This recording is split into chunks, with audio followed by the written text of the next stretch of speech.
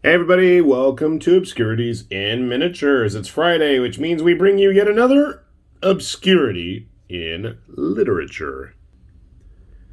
Now, today's obscurity is quite an unusual one, so let me preface everything with saying that. But this is Starseeds by Charles Glaubitz.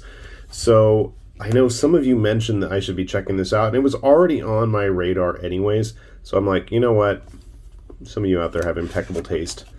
And as soon as I saw the end paper, I'm like, okay, if you notice their little faces smiling everywhere. Honestly and truly, with the thickness of this book, I think that the back little jacket blurb here is probably more summation and information that actually exists in the book. And it probably helps going into it that I knew this ahead of time, but I have gone back and reread it. The warrior-like starseed children, the end result of the evolution of revolution within our system of genetics, philosophy, science, and art, take on the Illuminati and the coming of the Black Darkness in this fantastic work of mythical, pictorial, and cosmological majesty. And everything here on the cover absolutely has something to do with the story. The art at times looks quite rough and primitive, but it isn't. It seems it's like one of those things where you gotta kind of learn and then unlearn to really make the art work, and I think it does.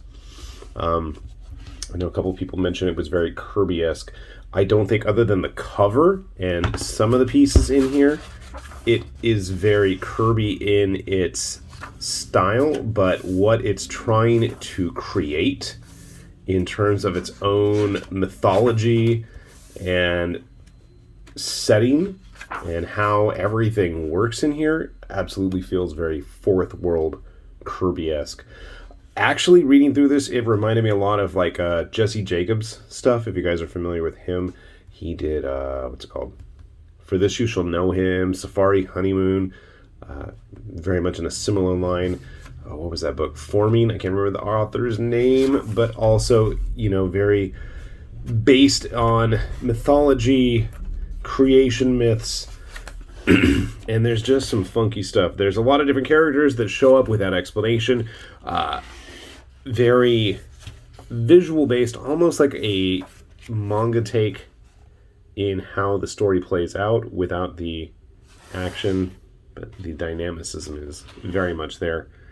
And it calls our name. It reminds me at times that the story just kind of parallels and jumps between a lot of different characters, all through their own little voyage of self-discovery. You've got the Illuminati characters, and they're summoning of some pyramid-shaped god, and they're just random stuff littered throughout the book. You can see their god here, I guess. So, in some senses, with the very strange and mysterious stuff going on, some of this stuff just happens. And having finished the whole book, I was left like kind of, interesting, different. Lots of pseudo philosophical mumbo jumbo everywhere. But in the end, it does kind of make sense. I feel like it's got its own bizarre internal logic. A mirror image made of parallel light until you realize you are made of light. The sword is light. Of course, he gets a magic sword here. And the use of color, it's just, a very kind of greenish brown, but the yellow is just so absolutely prevalent throughout the book.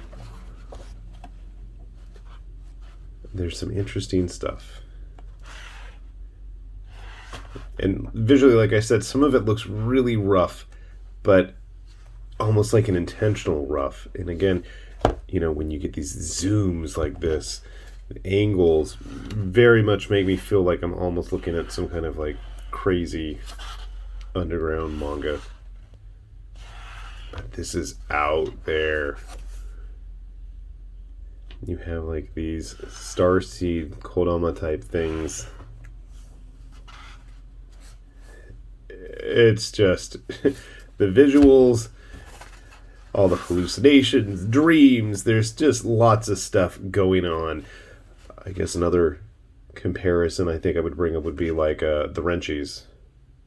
Who did the Wrenchies? Is it Farrell Dalrymple, I believe?